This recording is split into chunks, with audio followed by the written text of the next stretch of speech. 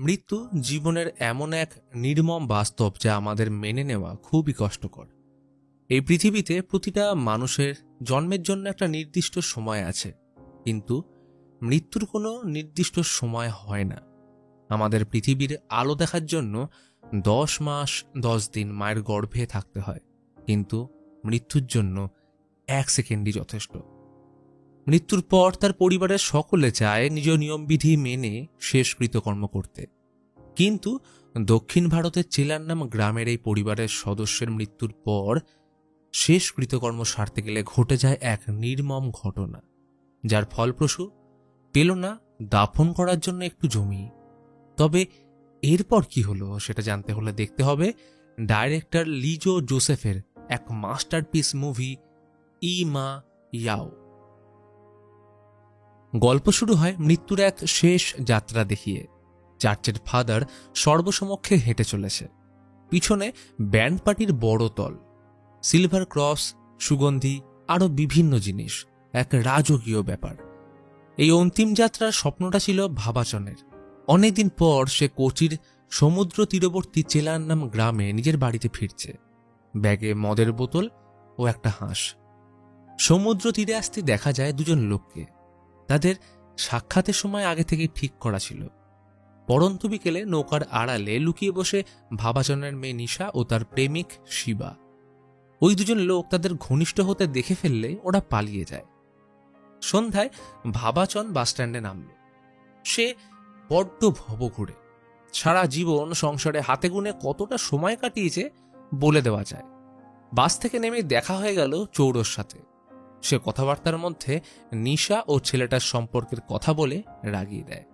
চৌড়োর সাথে এই নিয়ে ঝগড়া লাগলে রেগে ওর মাথায় মেরে ভাবাচন বাড়ির দিকে হাঁটা দেয়। সমুদ্রের ঠান্ডা হাওয়ায় দুলতে দুলতে বাড়ি আসতেই বউ পেনাম্মা তো দেখে অবাক। এতদিন সে কোথায় ছিল, কি করছিল, কোনো খবর নেই। ভাবাচন বউয়ের কথায় মুখ ভাঙিয়ে হাঁসটা ধরিয়ে বলল, যা কষা করে মাংস বানিয়ে আনতো, সবাই খাবো, তারপর না হয় তোর যত রাগ আছে করিস। বাড়িতে ভাবাচনের মেয়ে ছাড়াও রয়েছে বড় ছেলে এশি এবং ওর বউ সাবেত। রান্না করার সময় পেনাম্মা বউয়ের কাছে সব চিন্তা জানায়। মানুষটার সাথে 35 বছর হলো বিয়ে হয়েছে, তবুও এক ফোঁটা বাড়িতে পা টেকে না। ঈশ্বরেরও সাধ্য নেই ওকে আটকায়। সাবেত বলে, চিন্তা করো না, এমন একটা ব্যবস্থা করব যে বাবা আর কোথাও যাবে না। ভাবাচন তখন সমুদ্রের দিকে তাকিয়ে বিড়ি ধরিয়ে এক মনে বিড় করে কি সব বলে যাচ্ছে। নিশা বাবাকে গরম চা ধরালে একবার মনে হলো বাজারে শোনা ঘটনার ব্যাপারে কিছু বলবে, কিন্তু জোয়ান মেয়েকে এসব বলা কি ঠিক? তাই সংকোচ বোধে চুপ করে রইল। এদিকে এসি সোশ্যাল ওয়ার্কের কাজ শেষ করে মদের দোকানে লাইন দিয়েছে। এক বন্ধুর থেকে জানতে পারল বাজারে মারপিট করে ভাবাচন বাড়ি এসছে। ভাবাচনের একমাত্র ছেলের প্রতি সব থেকে বেশি টান, ছেলেরও তেমনটাই। হন্তদন্ত হয়ে বাড়ি ফিরে দেখে বাবা চুপচাপ বসে। পেনাম্মা বলল, জানি না বাবু তোর বাবার কি হয়েছে, তুই একবার দেখ তো। এসি বউয়ের থেকে একটু রান্না করা মাংস নিয়ে বাবার সাথে সমুদ্রের ধারে এসে বসল। বাবার মনে কি চলছে জানার জন্য কয়েক পেক মদ ঢেলে খাওয়ালো। বাবা, যা হয়েছে চিন্তা করো না, চৌড়োকে মেরে একদম ঠিক করেছ, বাকি কিছু হলে আমি সামলে নেব। ভাবাচন এতক্ষণ পর নিস্তব্ধতা ভেঙে বলল, ধুর পাগল, আমি এসব নিয়ে ভাবছি না। বলি শোন, আমার বাবার মৃত্যুর শেষ যাত্রা হয়েছিল দেখার মতো। পুরো গ্রাম আগে কখনো তা দেখেনি।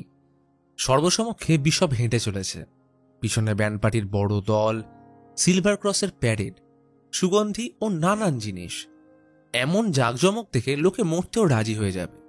অর্থাৎ মুভির শুরুতে দেখানো ওই স্বপ্ন ছিল ভাবাচনের বাবার শেষ যাত্রার। এসি বলে, বাবা, আমি তোমার শেষ যাত্রা এর থেকেও ভালো করব।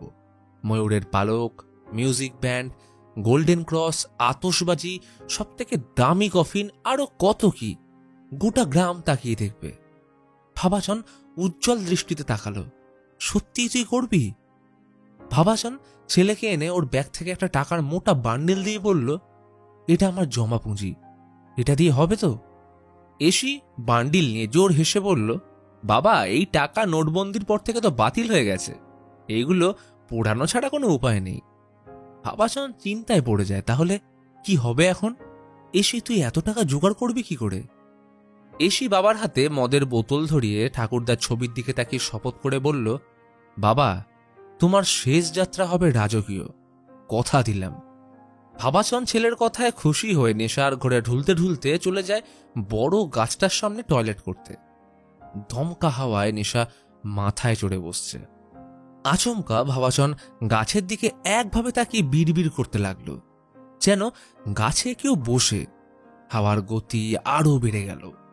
ভাবাচন হেসে উদাস কণ্ঠে বলল, তুমি এসছো? এদিকে ঘরে ততক্ষণে ঝগড়া শুরু হয়ে গেছে। এসি মা ও বউকে দেখে ফেলেছে বাবার মদে বিষ মেশাতে। ওরা বলছে এটা বিষ নয়, পেট খারাপের ওষুধ। বাবার মদ খাওয়া যেমন করে হোক বন্ধ করতেই হবে। শেষবার যখন এসেছিল কি কাণ্ডটাই না ঘটিয়েছে। কিন্তু এসি এমনটা করতে দেবে না। বাবা থাকবে কি থাকবে না এটা সম্পূর্ণ তার ব্যক্তিগত ব্যাপার, এই বলে বিষ ছিনিয়ে নেয়। এসি উঠোনে এসে দেখে বাবা প্রণাম মুদ্রায় বসে। আরে বাবা, এ কি করছো? ভাবাচন বলল, ওই দেখ ওখানে কি দাঁড়িয়ে। ওয়েদার আরো খারাপ হচ্ছে, ভীষণ ঝড় আসবে। ভাবাচন হাতে বোতল নিয়ে দাওয়ায় দাঁড়িয়ে ক্যাথলিক ফোক প্লে গাইতে শুরু করলো। এক পা দাওয়ায় আর এক পা ঘরে, দুলে দুলে গাইছে আর নাচ করছে। ওই বেটা, এদিকে শোন, বারান্দার লাইটটা ঠিক করে আমার সামনে বস, তোকে দেখাই তোর জন্মের আগে আমি কি সুন্দর চার্চের অনুষ্ঠানে নাটক করতাম। এসি হাসতে হাসতে লাইট ঠিক করে বেঞ্চ পেতে বসল। ভাবাচন গান ধরল আর এসি তাল দিচ্ছে। কিছুক্ষণ পর এসি দূরে গিয়ে ফোনে ঝগড়া করতে ব্যস্ত হয়ে পড়ল। পাওনাদার লাজার এখনো এসির থেকে 4,000 টাকা পায়। আচমকা ঘর থেকে এলো মায়ের চিৎকার। ছুট্টে এসে দেখে বাবার নিষ্প্রাণ দেহ মেঝেতে পড়ে, মাথার পিছন থেকে বেরোচ্ছে জমাট রক্ত। ভাবাচন নাকি হঠাৎ মাথা ঘুরে পড়ে যেতেই আর উঠছে না। সাবেত ছুটে প্রতিবেশীদের ডাকতে যায়। এসে এতক্ষণে চুপচাপ দাঁড়িয়ে মনে পড়ে যাচ্ছে কিছুক্ষণ আগে বাবার বলে যাওয়া কথাগুলো। মাথা কান সব ঝনঝন করছে। বাবার সাথে এ কি হলো? পেনাম্মা ঘরের ভিতর থেকে চেঁচিয়ে কেঁদে বলছে, তুমি কার জন্য কি রেখে গেছো কিছুই তো জানাওনি। ছেলে তোমার সব থেকে প্রিয়, সে কি কিছু জানে? এসে নিজেকে শান্ত করে বন্ধু আয়াপ্পানকে ফোন করল। চার্চ কমিটির হেড আয়াপ্পান, ও সব সামলে নেবে। ততক্ষণে পুরো এলাকা বাড়িতে ভিড় জমিয়েছে। আয়াপ্পান লাজারকে খবর দিতে গিয়ে শোনে বাজারে কানাঘুষো চলছে। লাজার বলল, ভাই কিছু তো একটা ব্যাপার আছে।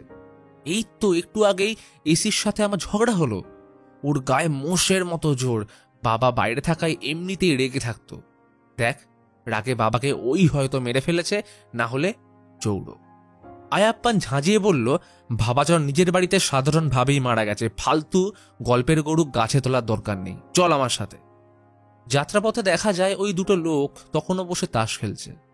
কোথায় কি হচ্ছে কোনো ভ্রুক্ষেপ নেই। এদিকে ঘরে লোকের ভিড় বেড়ে চলার সাথে মা বউ বোনের কান্না বেড়েই চলেছে। আয়াপ্পান এসিকে সাইডে এনে বলল, ভাই, চারচো বাড়ির আত্মীয়দের জানিয়েছিস? এসি মাথা নিচু করে বলে, সময় পাইনি রে। আর চার্চের ডেট ফান্ডে আমার কয়েক মাসের টাকা ডিউ ছিল, তাই নাম কেটে দিয়েছে। আয়াপ্পান সাহস জোগালো, চিন্তা করিস না, আমি আছি। তুই বরং আগে ডাক্তার ডেকে আন, ডেথ সার্টিফিকেট লাগবে। না, এসিকে দিয়ে হবে না। তাই আয়াপ্পান প্রাঞ্চি আর লাজারকে ডাক্তার আনতে পাঠায়। পুরো এলাকায় এখন একটাই চর্চার বিষয়, ভাবাচনের মৃত্যু। এদিকে ডাক্তার ডাকতে গিয়ে আরেক বিপত্তি। ডাক্তার নেশা করে ঘুমোচ্ছে, সে আসতেই পারবে না। অগত্যা ওর বউ বলল, আজ রাতে হেড নার্স সারাম্মাকে নিয়ে যাও, কাল সকালে ডাক্তার গিয়ে না হয় সাইন করে আসবে। এসি বাড়ি সামলাচ্ছে আর আয়াপ্পান ততক্ষণে চার্চের লোকদের ফোন করে সব কাগজপত্র রেডি রাখতে বলে। ইতিমধ্যে ভাবাচনের ভাইয়ের ফোন এলে জানায় দাদা মারা গেছে, কেউ তাকে ফোন করে জানায়নি, এই জন্য সে নাকি আসবে না। আয়াপ্পান ফোন রেখে সংকোচ বোধ করে এসিকে জিজ্ঞেসও করে, পট্টানি গ্রামের কাউকে জানাবো? এসি বলা দরকার নেই, এতে ঝামেলা বাড়বে। ততক্ষণে সারাম্মা চলে আসে। তাকে দেখতেই মা বউয়ের কান্নার রেশ আরো বেড়ে গেল। এসি অবাক হয়ে সব দেখছে। একটু আগে বাবাকে নিয়ে যেটা বিরক্ত প্রকাশ করছিল তারা এখনো কাঁদছে। সবটাই নাটক নয় তো? সারাম্মা পালস চেক করে কনফার্ম করলো ভাবাচন মারা গেছে। কিন্তু মৃত্যুর আগে নেশা করা ও মাথার আঘাত থেকে পরিষ্কার জানিয়ে দিল সে ডেথ সার্টিফিকেট দেবে না, বরং সকালে ডাক্তার আসা অবধি সবাইকে অপেক্ষা করতে হবে। তাই যাওয়ার আগে সারাম্মা কোন রকমে ভাবাচনের মুখ আলগা বেঁধে বিরক্তি প্রকাশ করে পালিয়ে গেল, কারণ ওর মাঝরাতের ঘুম নষ্ট হয়েছে। এরই মধ্যে প্রাঞ্চিরা চার্চের ফাদারকে বিষয়টা জানায়। ফাদার ডিটেকটিভ বই পড়তে খুব ভালোবাসে, তাই লেজার বলল, আপনার জন্য একটা জটিল কেস পেয়েছি।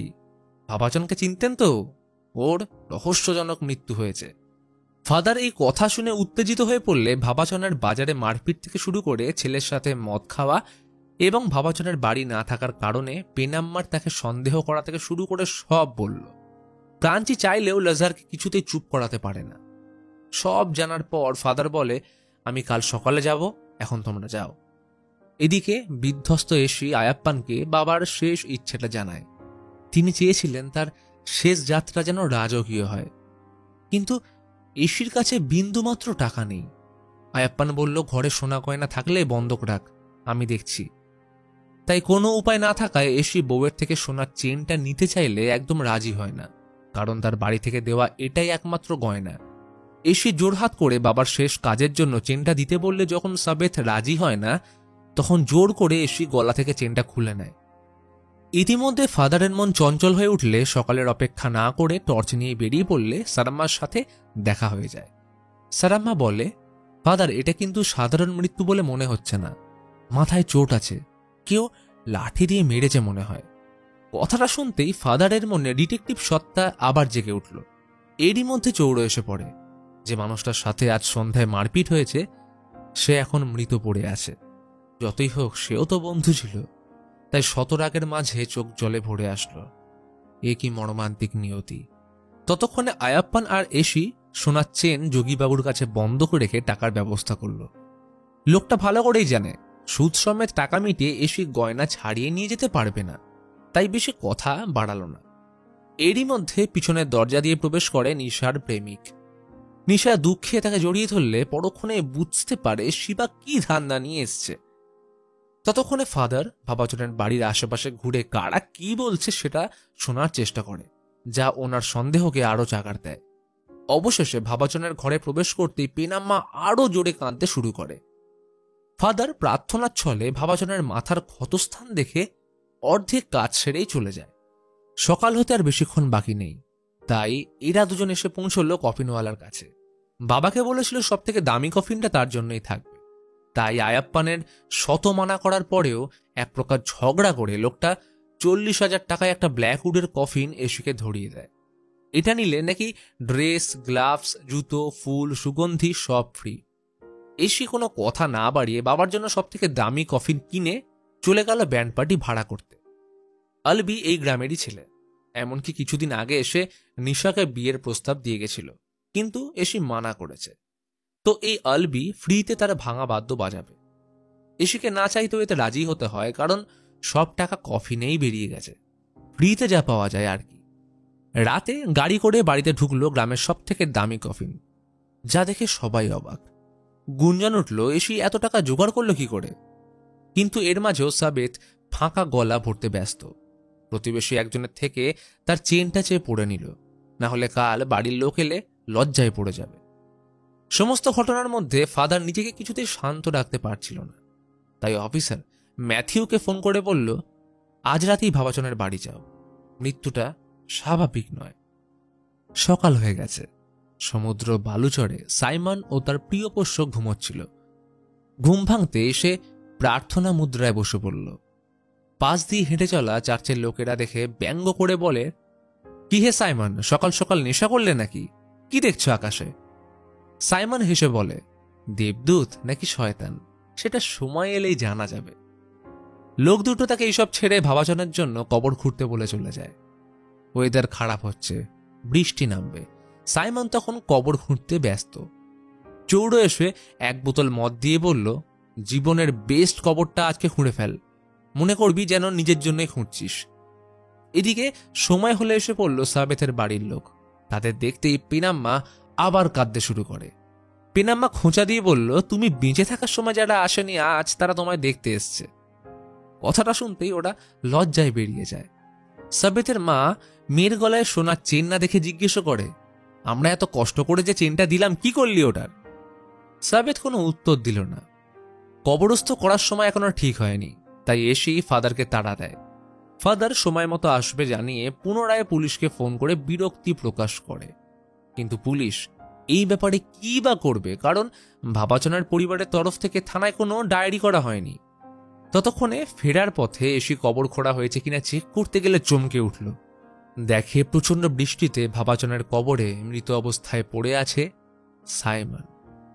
অঝোরে বৃষ্টি নেমেছে, কিন্তু ভাবাচনকে যার স্নান করানোর কথা তার চিকেন পক্স হয়েছে, তাই চৌড়ো এই কাজে সাহায্য করতে এগিয়ে আসে। ইতিমধ্যে আলবি ব্যান্ড পার্টি এনে পৌঁছল। সে করুণ দৃষ্টিতে নিশাকে দেখছে। বাড়ি থেকে ভেসে আসছে পেনাম্মা, সাবেত ও নিশার কুমিরের কান্না। আর অন্যদিকে আলবির ভাঙা সানাইয়ের বেসুরো আওয়াজ পরিবেশ আরো বিকৃত করে তুলল। চার্চে নিয়ে যাওয়ার সময় ঘনিয়ে আসছে। বৃষ্টির মধ্যে তাড়াহুড়োর মাথায় ভাবাচনকে বের করতে ভেঙে পড়ল মিথ্যে বলে গুছিয়ে দেওয়া নষ্ট কফিন। সবাই ভাবাচনকে কোনো মতে তুলে ধরল। উঠে এলো গুঞ্জন, কোন দোকান থেকে এনেছিস এরকম ফালতু কফিন? বাবার জন্য ভালো কফিন কেনার টাকা নেই? এমন ছেলে থাকার চেয়ে না থাকাই ভালো। বেচারা এসি সবার পিছনে দাঁড়িয়ে নির্বাক চিত্তে কথাগুলো শুনছে।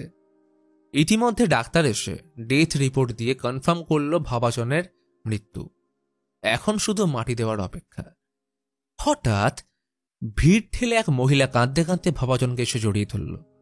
যে ভয়টা আয়াপ্পান আর এসি পাচ্ছিল সেটাই হলো। আসলে ভাবাচনের দুটো বিয়ে এবং ওই পক্ষের একটা ছেলেও আছে। তারা পট্টানি গ্রাম থেকে খবর পেয়ে ছুটে এসছে। তাদের অভিযোগ পেনাম্মার পরিবার ভাবাচনকে মাথায় মেরে খুন করেছে। ব্যাস, শুরু হয়ে গেল গালিগালাজ, সঙ্গে হাতাহাতি। এসি অনেক চেষ্টা করলো দুই পক্ষকে সামলাতে, কিন্তু সঠিক সময় ফাদার এসে পড়লে দ্বিতীয় পক্ষের বউ বারবারা ভাবাচনের মাথার ক্ষতস্থান দেখিয়ে বলে, আমার স্বামীকে এরা খুন করেছে। ফাদার এতক্ষণ এটারই অপেক্ষায় ছিল। তার সন্দেহের সম্মতি পাওয়া গেলে জানিয়ে দেয়, পুলিশ ডেকে যতক্ষণ না এর ময়না তদন্ত করা হচ্ছে বডি কবর দেওয়া যাবে না। আয়াপ্পান হাত জোর করে বলে, দেখুন সবই রেডি হয়ে গেছে, অন্তিম পর্যায়ে এসে এমনটা দয়া করে করবেন না। এসে অনেকক্ষণ সবার গুঞ্জন থেকে শুরু করে প্রতিটা জিনিস চুপচাপ সহ্য করছিল, কিন্তু এইবার ধৈর্যের বাঁধ ভেঙে যায়। চিৎকার করে ফাদারকে সজোরে এক থাপ্পড় মারল। ফাদার অপমান সহ্য করতে না পারলে সবার সামনে বলে দিল, আমি বেঁচে থাকতে দেখি তোর বাবাকে চার্চে কিভাবে কবর দিস। আয়াপ্পান মাথায় হাত দিয়ে বসে পড়ে, স্তব্ধ হৃদয়ে এসে বৃষ্টির মধ্যে দাঁড়িয়ে। ফাদার চার্চে এসে অর্ডার দিল, ভাবাচনের জন্য যে মাটি কাটা হয়েছিল ওখানে আজ 4টের সময় সাইমনকে কবর দাও। সবাই কিছু না বুঝেই একে অপরের দিকে চেয়ে রইল। অবিরাম বৃষ্টি, অশান্ত সমুদ্রের গর্জনের মাঝে ওই দুটো লোক এখনো তাস খেলে যাচ্ছে। না জানি তারা কি চায়। আয়াপ্পান চার্চে এসে আরো একবার রিকোয়েস্ট করলে ফাদার জানায়, যদি পোপও নিজে এসে বলে আমি তাও চার্চে একে কবর দিতে দেব না, আগে পুলিশ ডাকো। বন্ধুর এই দুর্বিষহ অবস্থা আয়াপ্পান সহ্য করতে পারছে না। তার অনেক চেনা জানা আছে, কিন্তু কাউকে ও কোনোদিনও হাতে পায়ে ধরে কোনো কাজের জন্য আবদার করেনি। এটুকু সম্মান ওর আছে, কিন্তু এসির জন্য চিন্তা বাড়ছে। অবশেষে আয়াপ্পান করজোড়ে হাতে পায়ে ধরে পুলিশ ডেকে আনলো। এদিকে বাড়িতে সবাই এসুকে যাচ্ছে তাই অপমান করে চলেছে। আচমকা উপরের ছাউনি দমকা হাওয়ায় ভেঙে পড়ল। এটাই হতে হয়তো বাকি ছিল। চার্চে ফাদার যত তাড়াতাড়ি সম্ভব সাইমনকে ভরা জলের মধ্যেই কবর দিয়ে ফেলল। এর সাথে বাড়িতে পুলিশ এসে পৌঁছলে ডাক্তার জানায়, ভাবাচনের 2 মাস আগেই বড় রকমের হার্টের রোগ ধরা পড়েছিল। ওষুধে না সারলে ওকে আমি সার্জারি করতে বলেছিলাম, কিন্তু শোনেনি, যার কারণে ভাবাচনের হার্ট অ্যাটাকে মৃত্যু হয়েছে। আর সবাই যে ওর মাথায় চোট নিয়ে লাফাচ্ছে, এটা সাধারণ একটা ক্ষত, পড়ে যাওয়ার কারণে লেগেছে, তবে এর জন্য মানুষ মারা যায় না। শুধু আমি এটাই বুঝতে পারছি না ফাদার এটাকে খুন বলে কেন প্রমাণ করতে চাইছে। এতক্ষণে সবার সন্দেহ মিটে যায়, তবে আসলো আরেক বিপত্তি। পুলিশ ভাবাচনের ক্লিন চিট দিলেও চার্চের ব্যাপারে কোনো হস্তক্ষেপ করবে না। এসির মনের ভিতরটা এখন অশান্ত সমুদ্রের মতো তোলপাড় করছে। গ্রামের লোক খুন থেকে সরে এখন নতুন গুঞ্জন তুলল, কিরে কোথায় কবর দিবি? মাথা ঠান্ডা রেখে তো কোনো কাজ করিস না, মরার পরেও বাবাকে শান্তি দিলি না। কথাগুলো শুনে এসে চুপচাপ ঘরে ঢুকে গেল। মাথায় ঘুরছে বাবার বলে যাওয়া কথা। এসে ঘোরের মধ্যে ঘর থেকে কুড়ুলটা নিয়ে উঠোনে এসে আচমকা মাটি কাটতে শুরু করলো। চেঁচিয়ে বলল, আমার কাউকে দরকার নেই, আমি একাই বাবাকে রাজার মতো কবর দেব। সবাই তারও স্বরে চিৎকার করে উঠল, এ পাগল হয়ে গেছে নাকি? আয়াপ্পান বন্ধুকে জড়িয়ে ধরে সামলাতে চাইল, কিন্তু এসে নিজের মানসিক নিয়ন্ত্রণ হারিয়ে ফেলেছে। উপস্থিত সকলের দিকে লাঠি নিয়ে তেড়ে যায়। কেউ তো একটাও কাজে সাহায্য করবে না, শুধু অবান্তর গুঞ্জন ও কানাকানি। আয়াপ্পানকে ঠেলে সরিয়ে বৃষ্টির মধ্যে এসে মাটি কোপাচ্ছে। প্রাঞ্চি এই সুযোগে ডাক্তার ডাকতে বলে, যদি ইঞ্জেকশন দিয়ে এসিকে শান্ত করা যায়। কিন্তু আয়াপ্পান জানে বন্ধুর মনে কি চলছে। একাই ছুটে যায় এসিকে থামাতে, কিন্তু আজ ও কারোর কথা শুনবে না। সবার আগে বাড়ির মেয়েদের বন্দি করে রুদ্রমূর্তি নিয়ে উঠোনে সবার দিকে তেড়ে ভিড় ফাঁকা করেই বাবার মৃতদেহ জড়িয়ে বসে পড়ল। চোখ থেকে অঝরে বইছে অশ্রুজল। বাবা, আমি পারলাম না ভালো কফিন আনতে, ভালো ব্যান্ড, সিলভার ক্রস হাতে 18 জনের প্যারেড, বিশপের আশীর্বাদ, কিছুই পারলাম না বাবা। আশেপাশের লোক, পরিবার পরিজন অবাক হয়ে দাঁড়িয়ে দেখছে। আয়াপ্পানও বাকরুদ্ধ। অবশেষে বাড়ির উঠোনে বাবাকে কবর দিয়ে ঘন্টার পর ঘন্টা এসে কবর জড়িয়ে বসে রইল। আর মনের গহীন অন্তর থেকে ভেসে এলো কিছু কথা। বাবা, তুমি কেমন আছো? আছো কোন অজানায়। তোমার স্মৃতিগুলো আজও আমায় অশ্রু জলে ভাসায়। আমায় নিয়ে স্বপ্ন তোমার ছিল যত, সব সুখেরই কল্পনায় পুষেছি আমি অবিরত। জীবন ভর এ পথ পাড়ি দিতে গিয়ে হায় বাবা, তোমার কথা বারবার মনে পড়ে যায়। গল্পের শেষে দেখা গেল সাইমনের পোষ্য একটা নৌকার ধারে মৃত অবস্থায় পড়ে আছে। দূর থেকে লণ্ঠন হাতে এগিয়ে আসছে দুটো নৌকো, আর এদিকে সমুদ্র তীরে অপেক্ষারত ভাবাচনের আত্মা কোলে হাঁস নিয়ে দাঁড়িয়ে, এবং পাশে নিজের পোষ্য নিয়ে সাইমন। যারা এতক্ষণ তাস খেলছিল তাদের একজন সাদা এবং অপরজন কালো পোশাকে দাঁড়িয়ে ফেরেশতা এবং শয়তানের প্রতিরূপ, যারা বিচার করবে ভাবাচন ও সাইমনের আত্মা কোন নৌকায় পরলোক গমন করবে। আর এই ঘটনার সাথে মুভি এখানেই শেষ হয়। এবার আসা যাক গল্পের অন্তর্নিহিত অর্থে।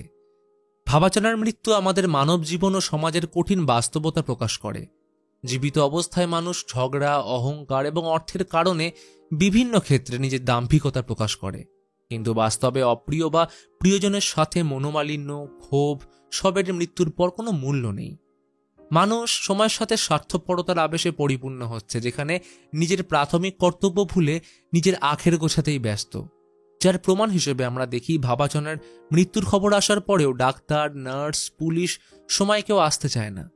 চার্চের ফাদার নিজের ডিটেকটিভ গল্পের দুনিয়ায় মত্ত থেকে ভাবাচনের মৃত্যু নিয়ে জল্পনা করছে, আর এদিকে কফিনওয়ালা মৃত্যুর সময়ও নিজের ব্যবসার কথা ভেবে একজন গরিবকে ঠকিয়ে দিল।